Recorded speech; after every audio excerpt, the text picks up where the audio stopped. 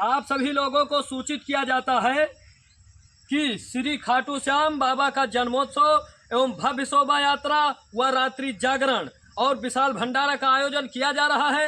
कार्यक्रम स्थल श्री राम जानकी मंदिर छेदिया, सरावा, तरफगंज, गोंडा।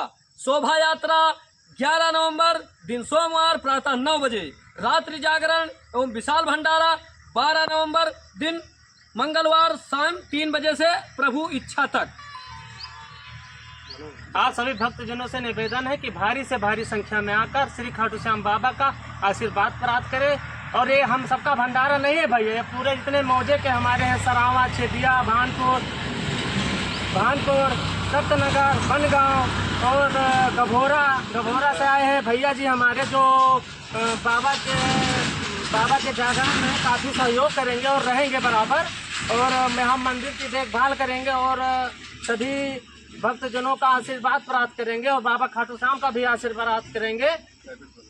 हरे का बाबा की, शंकर भगवान की, श्री रामचंद्र की, हर हर महादेव।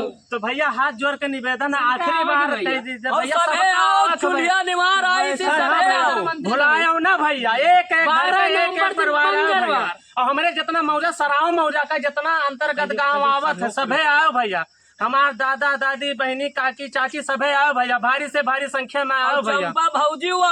हाँ।